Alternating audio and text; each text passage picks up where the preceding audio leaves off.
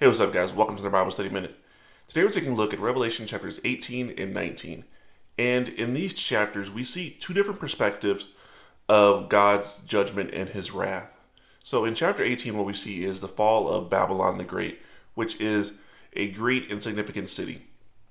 Now, I won't spoil the details of exactly which city this is, but I encourage you to read Revelation and figure it out. But what we see going on here is this is a great city that has worldwide significance. There are kings who are marvelous of the city, and then there are merchants who have made their living from doing trade in this city.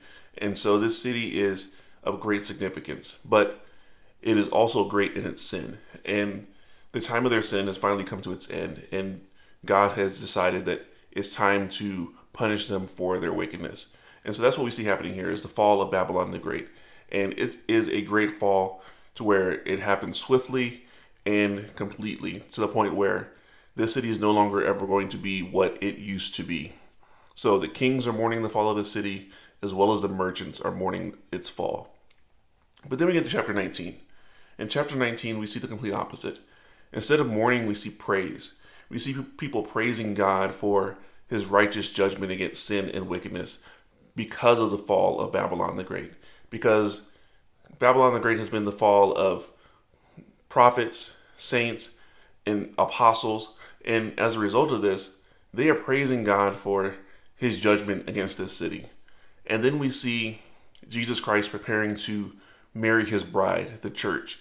And we then see him coming in a white robe on a white horse, ready for judgment, punishing the world and its leaders for their wickedness and their rebellion against him. So we see so much praise and rejoicing, and then we see mourning.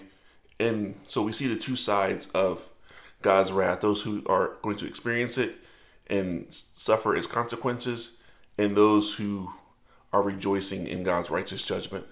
So the takeaway for us is really looking at this judgment from God and having a right perspective of it. And that means, one, knowing that God's judgment is always true, it's always just, and it's always right. And with that, we know that we need to have a heart of evangelism because we do not want people to suffer God's wrath.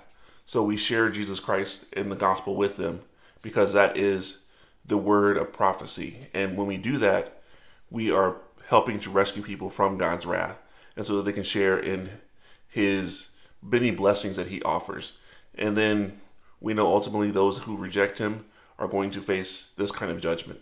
So that's the encouragement that I want to leave you with today. And until next time, grace and peace.